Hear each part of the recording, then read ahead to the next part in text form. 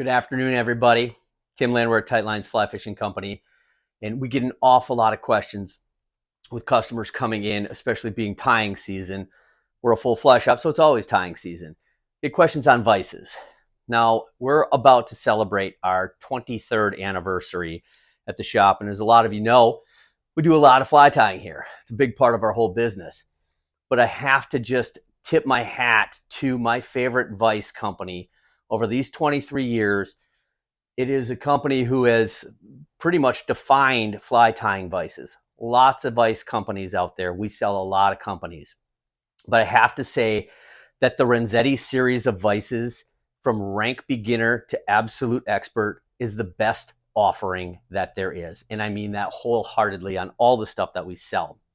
Most of us started tying flies in kind of what was in a kit, or like a Thompson A vise or something, a fixed head vise.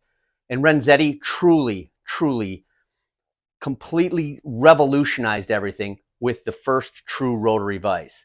Those of you who understand that, when I actually spin a hook in the vise, the shank of the hook stays on the same level, allowing us to implement materials into it smoothly, flawlessly, and mechanically without human error. Now, since Renzetti has been open, they started with a lot of different vices and still make what we would classify as a fixed head vise, the Apprentice, which I do not have in the lineup to show right now because it's not a true rotary. But those of you who get into tying, I will have to say, Renzetti starts out with their lineup with the 2000 Series Traveler. The 2000 Series Traveler is an economical vise. It's like any tool. You buy it one time, you're probably not going to upgrade it. And if you do, there's a lot of offerings that are out there. Functionally, it's an unanodized vise, but it does the exact same thing that all of their other vices throughout do. Has the bobbin cradle and everything included. As you move through their lineup, you'll start to see upgrades in the vise through anodization. And they make the 2200s, which are right here, which are a fully anodized vise. Doesn't just use the brass knurled knobs here, but actually use the machine fabricated knobs here and a full anodized finish that's going to look good for years to come. The other vise that's fairly new in the lineup, or newer for tight lines also, is a vise that's called the 2300 Saltwater. The Saltwater is misleading in the fact that it's just called Saltwater because it's really an everything vise. Those tires that are tying conventional stuff, jigs, stuff like that, big flies, it offers a much larger jaw, the same jaw size that you'll see on like the Renzetti Master, much larger knurled knob here for controlling the rotation, and it also comes with the material clip. Incredible vise that will go down from 22s, 24s, all the way up to your 6 and 8/0, big stuff, musky, saltwater, smallmouth bass, and anything in between. Then we step into the presentation series. This is the 4000. I'm skipping the 2000 because I don't have it in my lineup here.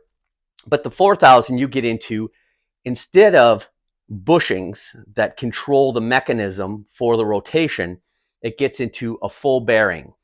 So very smooth. It's an incredible detail-oriented tool. It goes into stainless steel and brass fittings, stainless steel stem, and a little bigger, heavier base for tying on it. So their lineup offers something for everybody.